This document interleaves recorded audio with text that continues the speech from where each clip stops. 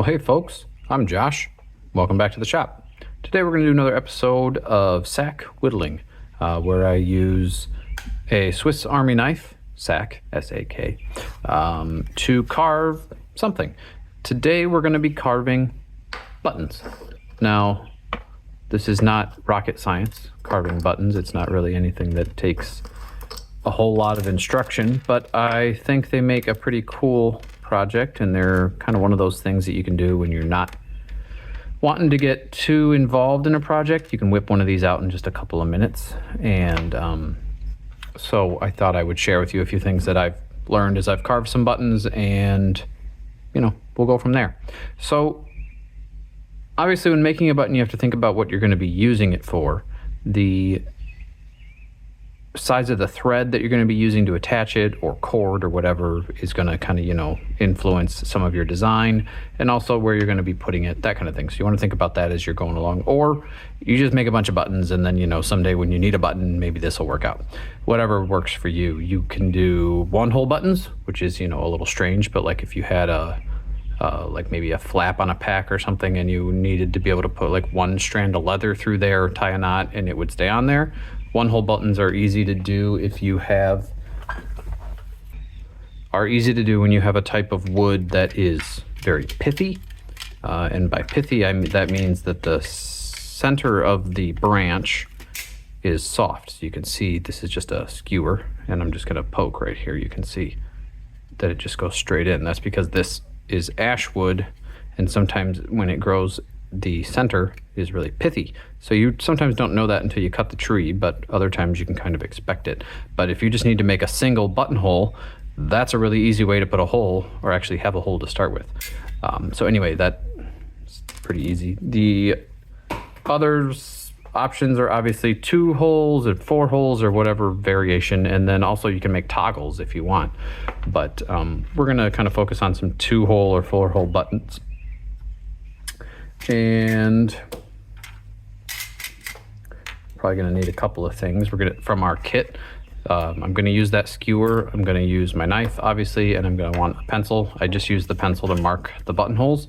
You do not have to do that. It just sometimes helps you make sure that they're not completely lopsided or something when you go to poke them in. So the wood of choice for today is this. This is a green piece of buckthorn. I went out and snagged this earlier. It's a little bigger around than my thumb, which, you want to be thinking about what size buttons you want to make.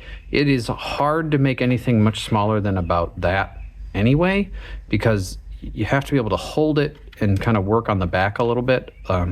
You could make smaller ones, but you're going to have to get a little bit more creative.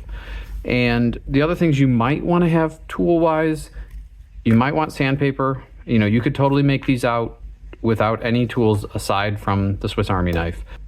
This button I made with just the Swiss Army knife. No other tools were involved.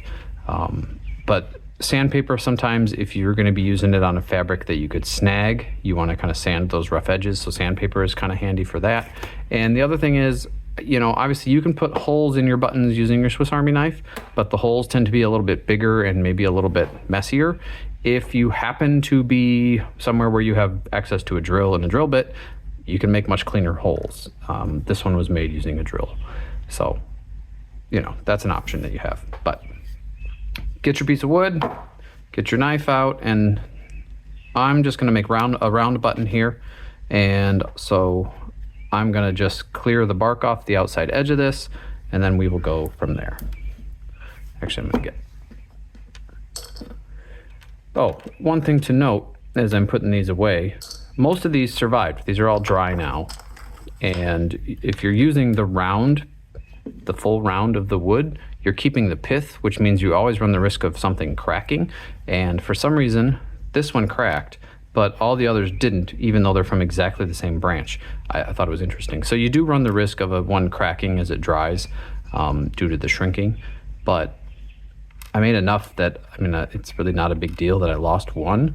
If you're really concerned about them cracking after you've made them, you can split, get a bigger stick, one that's like, maybe 2 thumbs across, split the wood down the center, and then only make buttons from one side. You'd kind of maybe round it off and then make your buttons out of that. I did that with this toggle because I knew it was going to be thicker and it'd be a lot more likely for it to split. But for the buttons, I didn't worry about it, and for the most part, it worked out. But anyway, now that I got my stuff out of the way, I'm not going to lose anything. Let's take some of this bark off. So all I've done so far is just stripped the bark off of it using my knife. Now I'm just going to take and clean up this top edge. This is going to be the face of the button, the outside. So I want to make sure it's got the shape that I want it to, and I'm going to remove the saw marks and that kind of thing. So when you're doing this particular cut, this is called a paring cut. And there's a couple things you want to keep in mind. The first thing you want to think about is not hurting yourself. So what does that mean? Well, it means as you're doing this motion, how are you ensuring that you're not going to cut yourself? Primarily your thumb. So some people will wear a glove, like a cut-proof or cut-resistant glove, or like a tape or something on their thumb, so that when they're coming out of the wood, they can allow the blade to actually touch their thumb. I don't like that. I don't usually wear gloves or anything like that because I feel like I can't hold things as well. So I don't generally use anything like that. And that's because I try to use a technique that ensures that I can't cut myself. So the technique to use for a paring cut like this is to place your thumb of your cutting hand farther down on the workpiece so that as the blade is coming through the workpiece, no matter what you do, in this motion, the knife stops when it hits the inside of my hand, and it can't go into my thumb because there's no possible way for that because my thumb is farther down. So that's what I do here. If you're the type of person that wants to use a safety glove, or you want to do this with a safety glove, whatever works for you. But I'm confident in this cut and putting my thumb lower like this, knowing that I'm not going to hit myself. The other thing you want to think about is the not damaging the wood.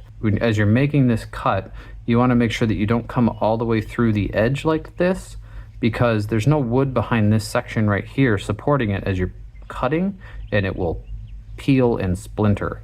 So you want to make sure that you are only cutting where the wood is supported, and you can see what I'm doing is I'm doing about halfway through, and I'm kind of just making sure that I always have supported wood behind my cut. And sometimes the edge gets a little sketchy right there, but you can go through and clean that up in a minute. But this is just cleaning off the top here. So I'm gonna go for a pretty flat button. You could dome this as much as you wanted, whatever shape you want to try to get here.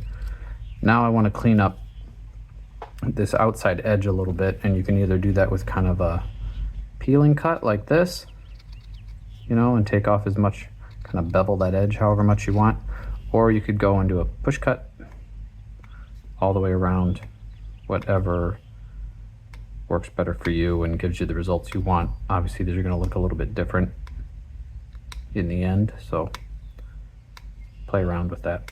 But you don't want to have a sharp edge there. It makes it more likely that your button will get damaged, or it'll be hard to push through something because you have a kind of a sharp edge.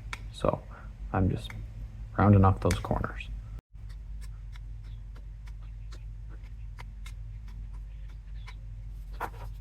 Now I'm going to just figure out where I want to put my holes. So do I want a 2-hole or do I want a 4-hole button?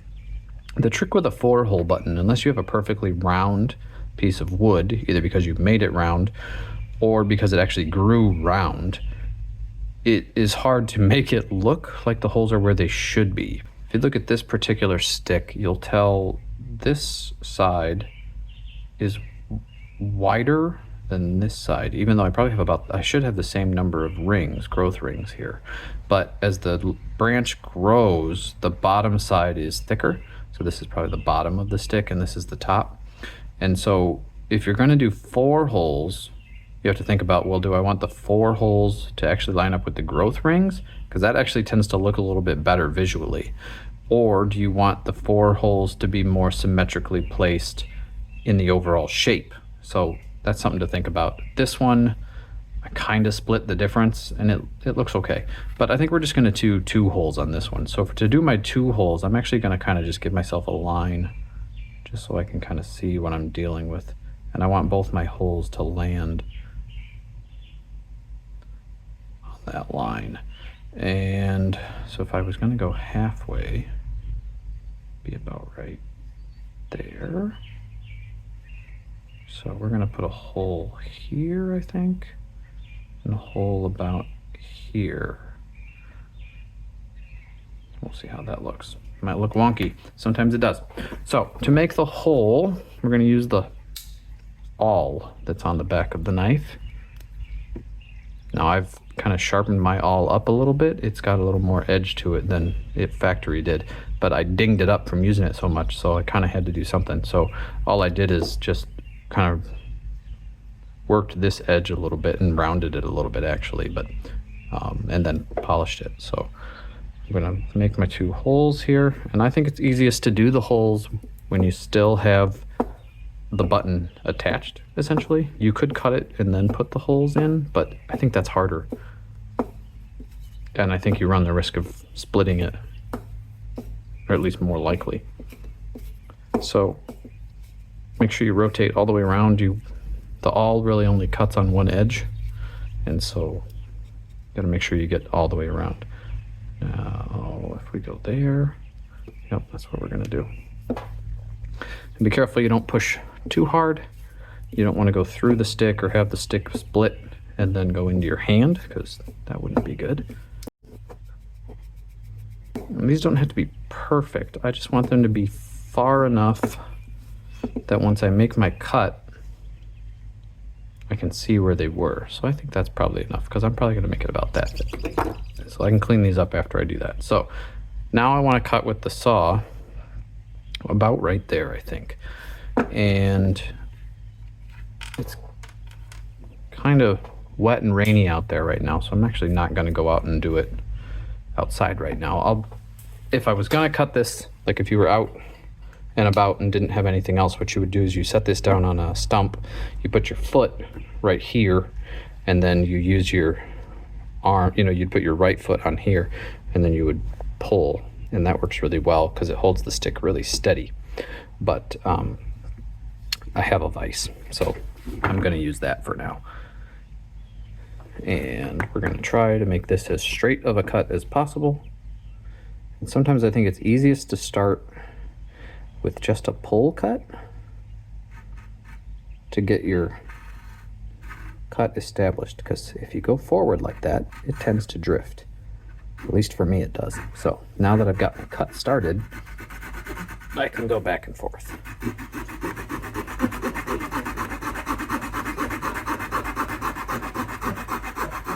Now as you start to get towards the end, you want to don't lose your button, and you also don't want to be forcing really hard because you'll split the wood more. So you want to slow down and go gently and kind of support your button a little bit. There we go. So peeled a little bit, but that's okay, we can clean up. Now I want to clean up this edge right here. And if you're nervous about this particular cut, I think the easiest thing to do is to choke way up on your knife. So there's only just this little bit showing, and then you pinch the button in this hand, and then you come around bracing with the thumb, and you can clean up this way, and it's pretty safe. You don't actually, when your hand is fully closed, the knife can't run into your thumb, so you're safe there. You can't cut this thumb because there's not enough blade out. So that's a pretty safe motion right there.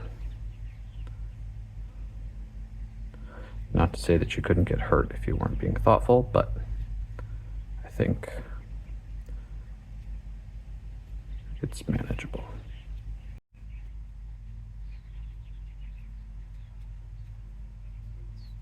All right, that's looking pretty good.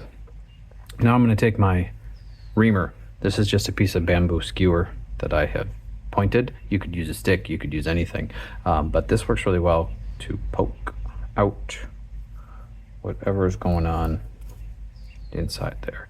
And it looks like my holes are not deep enough. And my reamer is breaking. Too many holes.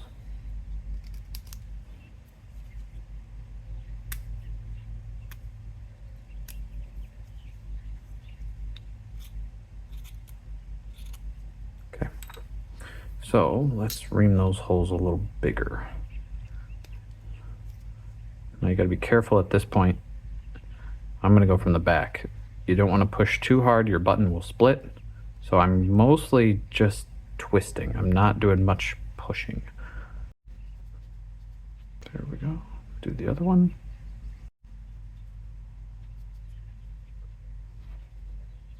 All right, now we're back with the reamer here.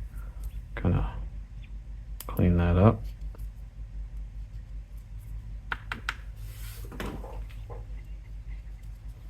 Now you can actually kind of burnish these holes a little bit with the reamer. If you put it down in there and kind of push a bit and twist, it'll kind of polish those edges a little. And now this wood is so wet that it's really not going to work very well. So the best thing to do would be to wait a day, come back tomorrow, and finish cleaning this button up. Because then the wood will cut a little better and it will also polish a little better. But you get the idea, of course. Also, if you're gonna sand it, you're gonna wanna probably wait a day. If you cut this, like this is too wet to sand, it'll just kind of gum up the paper. So if I wanted to sand it, I would come back probably tomorrow or in a couple days when it's no longer wet, and then it'll sand a lot better. So there we go. And the holes are pretty well placed, even though they look a little funny because the wood is not completely symmetrical, but that's a pretty good looking button. Thanks for watching. Go make a button. Have a good one.